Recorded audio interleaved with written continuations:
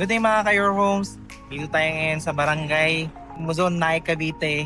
And for today's update ng mga project, yung Pagsibol Muzon, Naik, Cavite yung feature natin. And pupunta na natin ang Indian Hat, yung project natin na yan para magkaroon kayo ng update. Ano na ba, kung nakakuha na po kayo ng mga unit dito, ayan makikita nyo kung ano na po yung update mismo ng construction ng inyong mga unit. And at the same time po sa mga nagbabalak kumuha dito sa Pagsibol Muzon, nakita nyo po yung community, gaano siya kalayo sa highway, and makita niyo po yung progress ng ating construction. So ongoing po yung construction dyan. Again, yung mga client po natin nakakuha po dito, first quarter po yan ng 2026 yung mga turnover niya. So pakinggan natin, palipanin po natin para makita po natin po.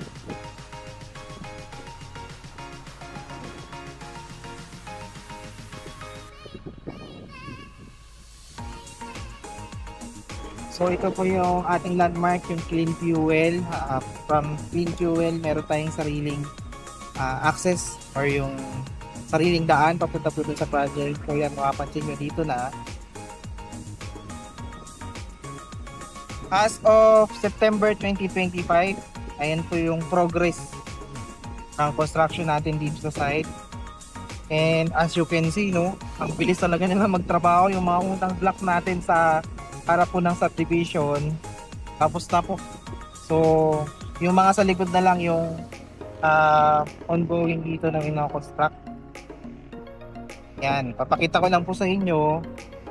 Ito po yung mga unit po natin, again, na almost complete na yung pagkaka-turnover, maliban lamang po sa partition sa second floor. Kompleto na po yung pagkaka-turnover ng mga unit dito. May tiles na, may pintura po yung dingding, finish na po pati yung walls. Pati po meron na po tayong kisame sa second floor. May screen door pa to nakasama. Yung inyo pong garahe, meron na rin po yung semento. So mga less na lang po yung ipapagawa nyo po dito sa project po na ito. Yun po yung advantage. Medyo nagtaas lamang po yung presyo ng ating Pagsibol Muzon. Naging Pagsibol Premier na po siya. Pero ayan naman, ang ganda po kasi ito po yung phase 1 po natin ng Pagsibol Muzon. Papakita ko rin po yan sa inyo. Tara, nakatira na po yan, sold out na po yan. Tara, na kami. So dito naman, and kung makakapansin nyo, fully constructed na sila. Kung ano po yung promise po nila na 1 year na turnover, ganun po yung nangyari po dyan. So ganun din po dito sa Pagsibol Premier Muzon. So dito ako lang natin dito banda palikod, at makita nyo rin po yung progress po dito mismo sa grabe, no? Yung mismo ng construction nila. So kung naghahanap po kayo ng property, wala pong down payment, mabilis malipatan, ito po si Pagsibol Muzon ang talagang ino-offer namin. Nakakatulong po siya lalo po sa mga nangungupahan na client natin. Hindi po masasabayin yung upa sa inyong monthly kasi po wala po ito down payment.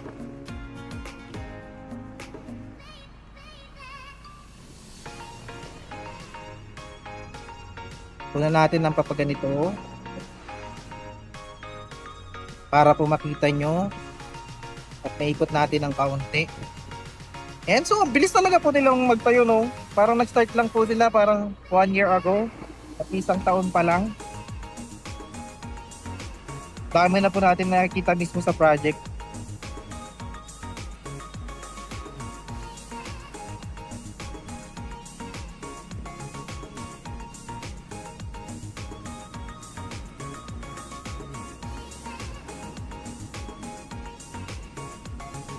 Ang nakuha. Para makita nyo lang.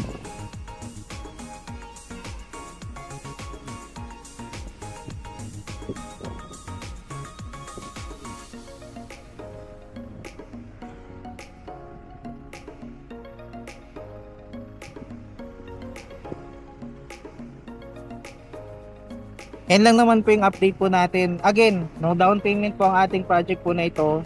So ibig sabihin, yung 10,000 po natin na yun, yun na po yung processing fee kay Pag-ibig. Kasama na po doon yung pagkabit po ng kuryente at tubig nyo, pati po yung move-in po ninyo. So sa turnover nyo po, may papasa na lang po tayong mga requirements, pero paprocess na lang naman po yun.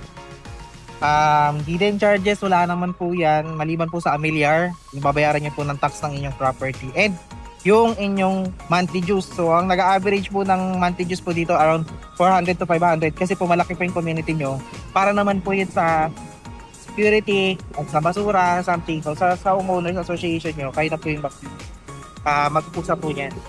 Pero ayan po, napakita lang po natin yung pinaka-update ng project. So if ever po interested kayo, you can contact us sa number po na makikita nyo sa screen. And at the same time po, may mga unit pa kasi tayong bubuksan dito. As of now po kasi sold out tayo sa mga naunang buksang unit. Pero huwag po kayo mag-alala kasi magkakaroon naman po tayo. So we need lang po, no? Dahil po tayo ay walang down payment, talaga nag-require po sila ng complete requirements. Yung complete requirements naman po na yan, i-assist po namin kayo. Ang gagawin lang po natin dyan, pag-usapan po namin yan sa inquiry nyo. They will require po yung complete requirements at iba-iba po yan sa OFW, sa locally employed.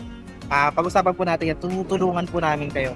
Again, kung hindi naman po pasok ang inyong salary, kasi ang ating monthly amortization lang po dito sa pagsipod po doon ay 11,500 something, and then po yung inyong required income naman po dito ay nag-average po na 32,000. Kung hindi po kayo pasok sa required income po natin, pwede naman po ang co-borrower dyan as long as kapatid, asawa, or magulang.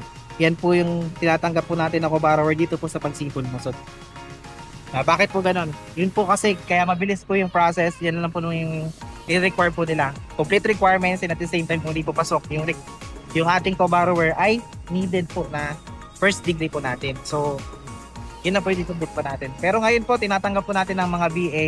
And in case po, meron kayong partner, hindi po kayo kasal, kapag meron po kayong anak, tinatanggap din nila. Good news po para po sa mga lalamove driver or grab driver, as long as nakapangalan po sa inyo yung inyong sasakyan, tinatanggap na rin po yan na pag-ibig. Tutulungan ko po kayo sa mga inquiry niyo po tungkol dyan. So, as soon as first quarter po ng 2026, malilipatan nyo na po yung mga unit dito. Napakabilis lang po nilang gumawa ng project. So, tignan nyo na lang po yung mga may unit na dito.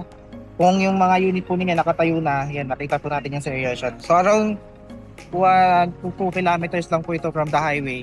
And then sa highway na po natin, and as you can see, pag pakaliwa po natin yung Nike proper po natin, nandiyan na po yung lahat ng establishments na kailangan sa pang-araw-araw. Pa-Manila na rin po yun. Nasa 2 hours po na biyahe from Manila.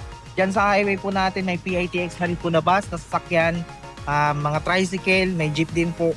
So napaka-accessible po ng lugar. Pag pakana naman po kayo, punta po yun ng Ternate o yung mga resort, mga bakasyon ng paliguan, mga kainan, sobrang dami po dyan papunta po ng Ternate.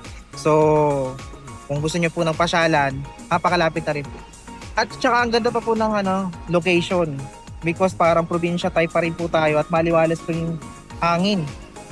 Dito po sa ating maraming salamat po sa panonood. Yan lang po, quick update lang po tayo sa project po natin na City Pansibol Premier Luzon.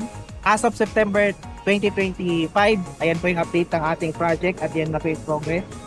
Kung di pa po kayo nakasubscribe sa aming YouTube channel, please like, share, and subscribe na rin po sa aming YouTube channel para updated po kayo sa mga bago po namin i-feature o sa mga update po namin ng mga project. Again, you can comment down below po yung mga gusto nyo na lagyan namin ng update ng mga project para in case po nakakuha kayo ng property doon or nababalak po kayo kumuha ng unit, magkaroon po kayo ng update at makita nyo po yung progress po ng project po na yun. So at the same time po, may schedule po namin yan. So i-comment nyo po yung gusto nyo po na i-feature po natin or lagyan po natin update ng project. Maraming salamat po sa panonood.